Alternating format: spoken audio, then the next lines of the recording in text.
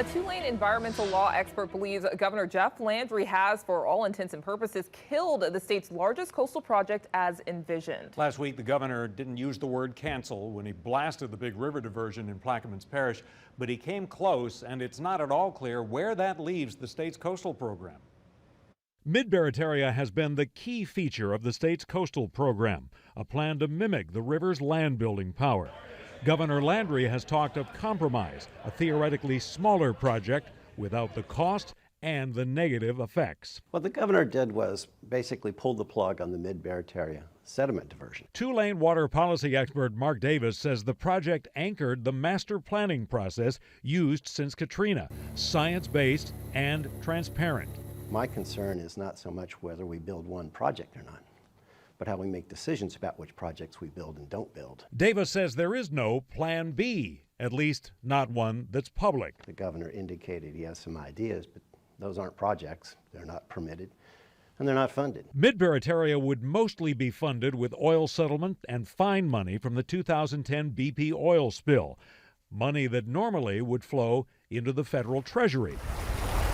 Davis says the state made the argument it had a science-based plan in place. I believe it is the reason we got it. Federal trustees who control most of the BP money recently demanded the state either move forward with Mid-Barataria or Louisiana could have to pay back what it's already spent on the project.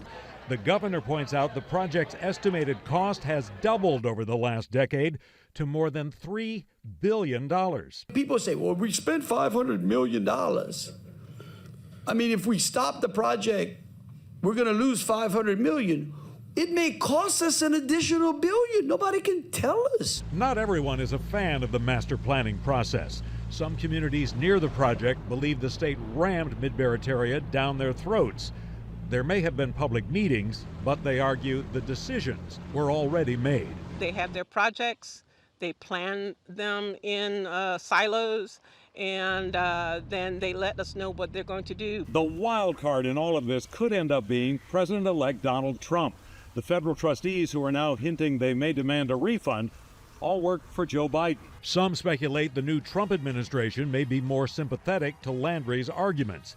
But coastal advocates point out Congress and court settlements put guardrails around the money, some of which can only be used to build diversions or barrier islands.